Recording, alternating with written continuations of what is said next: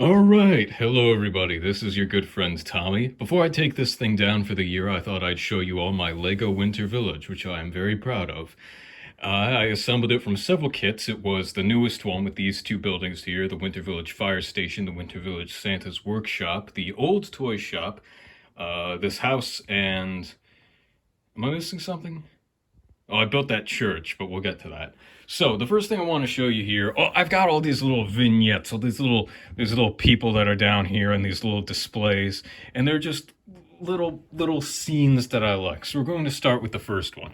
We've got this little guy here. He's feeding a little cookie to the reindeer. Isn't that nice? And there's an elf here, and there's a train with these people here.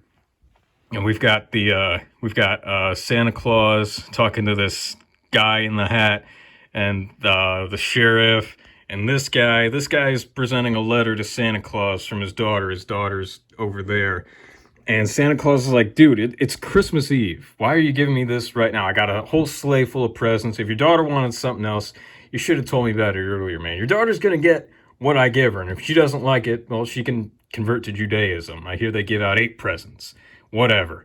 And Mrs. Claus is missing a cookie here because this guy stole her cookie. And here is the toy shop, the first of two. This town has two toy shops. I mean, you got Santa Claus who makes the toys right here. You got a toy shop right there and a toy shop right there. And it seems like an overabundance, doesn't it? Anyway, here's Jack the Ripper. He is stalking. You can see he's all in black and he's got a knife and he's stalking a victim.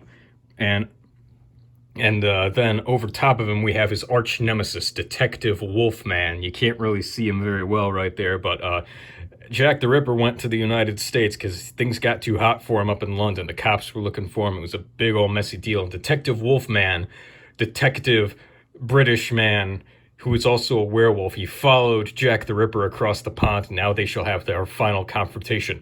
Can Detective Wolfman stop Jack the Ripper in time before he claims another victim? Tune in next week to decide. And here's the Winter Village Santa's Workshop.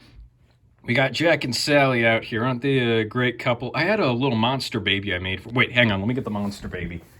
All right, this is Jack and Sally's monster baby. I don't know how a skeleton and what is Sally? Is Sally like a golem or a homunculus?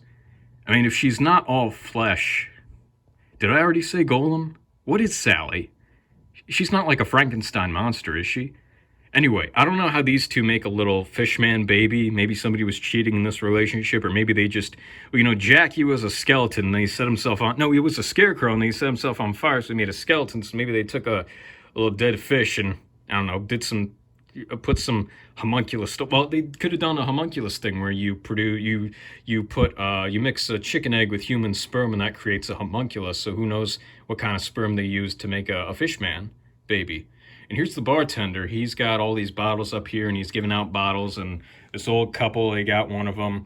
He's like, I gotta take my wife out. She's gonna get drunk at the thing. And the wife is, why don't we ice skate anymore? Oh, because you got a bad hip, Margaret. You're made of ABS plastic, and you crack everywhere. Oh.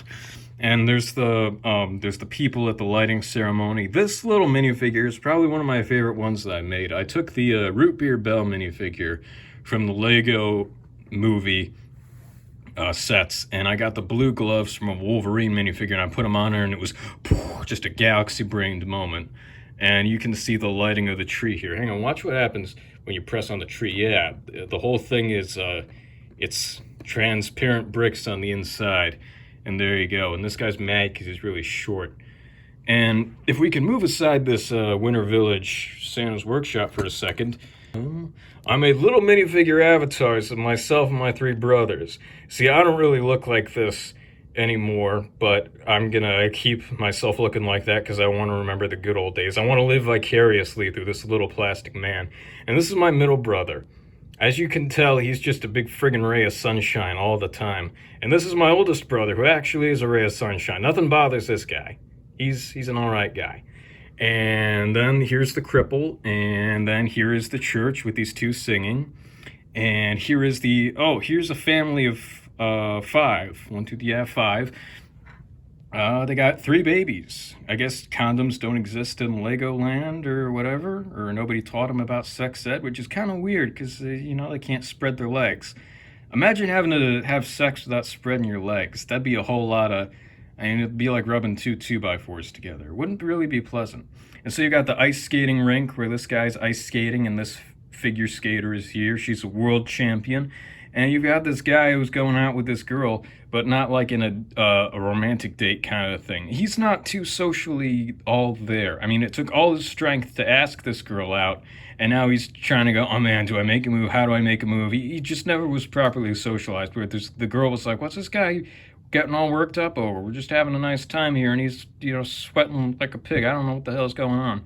And here's all, damn it, don't you touch my thing. Here's all the shopping getting done. Here's the boy with the letter, and he's overhearing the verbal berating this guy's getting from Santa Claus. He's like, well, do I become Jewish now? He doesn't know the rules.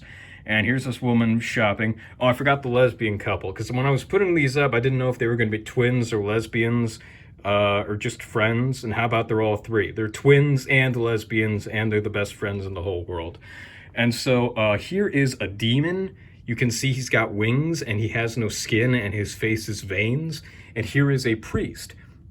And as you can see, they're really getting along this year, because last year when I had these two in the display, they were fighting. The demon had his claws out and the priest had a Tech 9 and a 44 Magnum, and they were duking out on the roof of the church atop the house of God. They were fighting for the fate of humanity. And then this year when they fought again, they got to talking, and turns out they got a whole lot in common. And now they're settling their differences with a hearty discussion over a bottle of warm Christmas brandy. They go, fuck. And then here is the fire station where you have the guy and the firehouse dog and the automobile. And you go up the stairs here, and you've got this display on the roof. You've got this little band here. You got this glam rocker guy on vocals. This this guy on the saxophone. There's a penguin, that's their mascot, and this purple-haired chick with the goggles on the drums. And then this old goth guy is on the guitar. He's a vampire dude. And then we've got the Phantom of the Opera, disguised as the Red Death. He is attempting to infiltrate this firehouse. I'll have to build an opera house next year so I can properly suit this guy. And here is the drunken mall Santa who is passed out in front of all these kids like, Santa Claus! Oh no, Santa Claus! Like, get out of here, kids. I am not allowed to be within 100 feet of a child. And then you have this woman with her dog and this little girl with her cat, and they're bonding over their mutual love of animals. They're going to name them whimsical Christmas names like Snowy or Snickerdoodle or Hot Cocoa or whatever, even though it's white. You can't name something that's white cocoa. That's just racist. What are you going to do, name a black one Fish Belly? I don't think so. And then you got this disco. I can say that because I'm white. Full disclosure, I'm white, so I can say that. And then you've got this guy who's in his disco outfit. He's looking to put the moves on the ladies. You got this awkward librarian lady here who would probably be smoking hot if she took off her glasses and undid her hair, because that's the reveal. The whole movie, everybody goes, ew, she's got glasses. Yeah. She takes off her glasses like, oh my God, she's a 10 out of 10. It's just whatever, man. You got this little bit of the Santa's workshop to block off the whole thing.